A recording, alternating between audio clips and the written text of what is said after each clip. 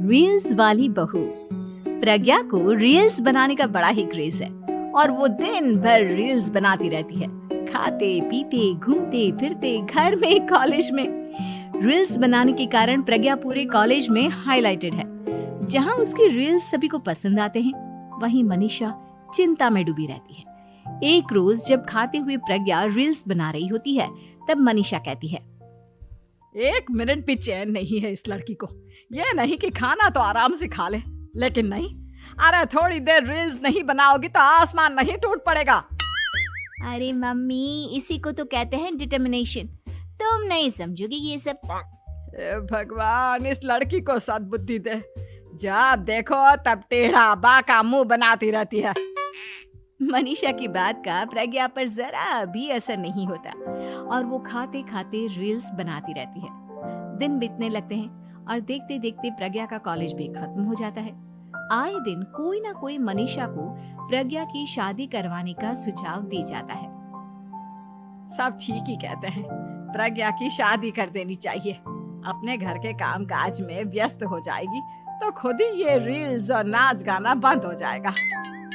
मनीषा और प्रेम प्रज्ञा के लिए एक अच्छा लड़का ढूंढने लगते हैं और तभी विकी का रिश्ता प्रज्ञा के लिए आता है, जिसने प्रज्ञा को उसकी रील्स देखकर पसंद कर लिया था। अगले दिन विकी अपने माता पिता के साथ प्रज्ञा के घर पहुंच जाता है और प्रज्ञा साड़ी पहने हाथों में चाय की ट्रे लिए उनके सामने आती है। जब विकी को पसंद है तो हमें भी बहू पसंद है। बहन जी, आप बारात की तैयारी कीजिए। एक बार लड़का लड़की अकेले में बात कर ले तो अच्छा रहेगा। हाँ हाँ, क्यों नहीं। मनीषा विकी को प्रज्ञा के कमरे में भेजती है, जहां प्रज्ञा पहले से ही रील्स बना रही होती है। तभी विकी कहता है, आ गए आपके साजन जी। हमारे साथ ये रील्स कंप्लीट करती तो और भी अच्छा रहता। अच्छा जी, अब आ ही गए हैं तो बना ही लेती हूँ आपके साथ। दोनों मिलकर रील्स बनाते हैं। जब वी मीट और तुरंत पोस्ट भी कर देते हैं। फिर विकी कहता है, जब आप साड़ी में चाय लेकर आई तब मुझे लगा कि कहीं मैं गलत घर में तो नहीं आ गया। अब सही है। दोनों की शादी पक्की हो जाती है और शादी के दिन भी प्रज्ञा रील्स बनाने से चूकती नहीं। यहाँ तक कि बारात के समय भी नाचते हुए रील्स बनाती है। सभी लोग प्रज्ञा की तारीफ के पुल बांध देते हैं और प्रज्ञा नाचती गाती अपने ससुराल चली जाती है। सब कुछ अच्छा चल रहा होता है। प्रज्ञा यहाँ भी दिन भर हर चीज की रील्स बनाती रहती है। लेकिन कुछ दिनों के बाद जब सुनीता कहती है, बहू, ये रील्स के साथ साथ कुछ काम भी कर लिया करो। वैसे तुझे और क्या क्या बनाना आता है? मम्मी जी, वैसे तो सब कहते हैं कि मैं सब कुछ अच्छा बनाती हूँ, लेकिन मुझे लगता है कि मैं मैगी अच्छा बना लेती हूँ। हाँ, कॉफी भी अच्छा बना लेती हूँ और मुंह तो सबसे अच्छा बना लेती हूँ। हैं? अच्छा अच्छा। सुनीता अपना माथा पकड़ लेती है और कहती है, बहू, कुछ खाना बनाना भी सीख लेती। मम्मी जी, मैं लंबी प्लानिंग कर रही हूँ। जल्दी ही मैं इतनी फेमस हो जाऊंगी कि मुझे पैसे मिलने लगेंगे। हम दोनों सास बहू राज करेंगे, राज। नौकर काम करेंगे और लोगों की तो लाइन लगेगी हमसे मिलने के लिए। तेरा दिमाग खराब हो गया है क्या बहू? हंसी मजाक तक ठीक है, लेकिन इस तरह घर नहीं चलते। जितना जल्दी हो इस घर के तौर तरीकों को सीख लो। प्रज्ञा मुंह घुमाकर चली जाती है और तुरंत उसी वक्त एक रील बनाती है। ये देख सुनीता का गुस्सा 7वें आसमान पर चला जाता है और विकी के घर आती ही सुनीता उसे सब कुछ बताती है। विकी भी अब प्रज्ञा की इन हरकतों से परेशान हो जाता है। तुम टेंशन मत लो मम्मा, मैं देख लूंगा।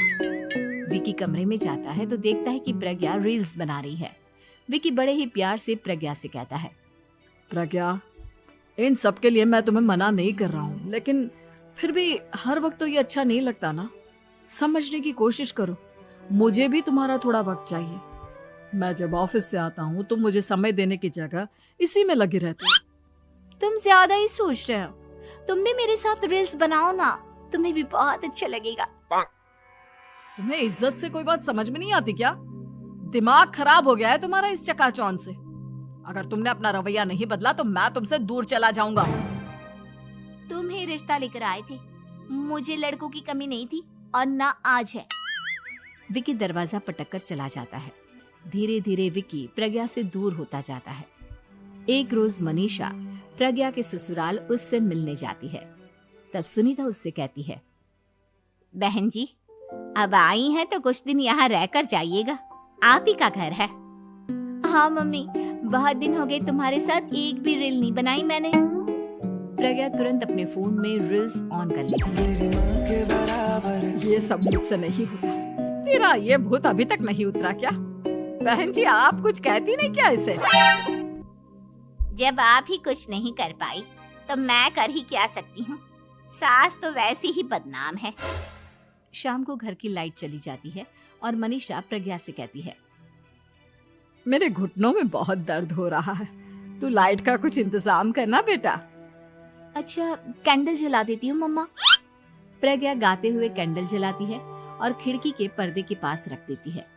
मनीषा, जिसे बहुत दर्द हो रहा है, वो सो जाती है और प्रज्ञा हमेशा की तरह अपने रील्स में लग जाती है। उधर कैंडल की वजह से पर्दा आग पकड़ लेता है और मनीषा के कमरे में आग लग जाती है। बचाओ, कोई है, बचाओ। सभी भागते हैं और विकी कमरे की आग बुझाने में लग जाता है, लेकिन तब तक मनीषा आधी जल चुकी थी। मनीषा की हालत देख प्रज्ञा रोने लगती है। विकी मनीषा को तुरंत हॉस्पिटल ले जाता है और उसे एडमिट कराता है। विकी प्रज्ञा से कहता है, देख लिया ना, तुम्हारे इस नाच गाने की वजह से आज तुम्हारी माँ की जान जाते जाते रह गई। अब पता नहीं तुम और क्या चाहती हो। उधर डॉक्टर कहते हैं, इनकी हालत बहुत नाजुक है, आधे से ज्यादा जल चुकी है। प्रज्ञा रोती हुई मंदिर में जाती है और भगवान के आगे जाकर कहती है, भगवान, मेरी माँ को ठीक कर दो। मैं कसम खाती हूँ हाथ से ये रील्स बनाना छोड़ दूंगी, बस मुझे मेरी माँ वापस मिल जाए। 2 दिन बीत जाते हैं और मनीषा खतरे से बाहर आ जाती है। पेशेंट अब ठीक है, आप लोग उनसे मिल सकते हो। सब कोई मनीषा से मिलता है और प्रज्ञा सबके सामने अपना फोन तोड़ देती है। मुझे माफ कर दो मम्मा, मैंने तुम लोगों की बातों को नजरअंदाज किया। बेटा, कोई भी चीज जरूरत से ज्यादा खराब है। मैंने तुम्हें रील्स बनाने से कभी मना नहीं किया, लेकिन हर वक्त एक ही चीज तो सही नहीं है। मैं समझ गई हूँ मम्मा, आई एम सॉरी। प्रज्ञा उस दिन से रील्स बनाना छोड़ देती है और पूरी तरह से अपने घर में लग जाती है।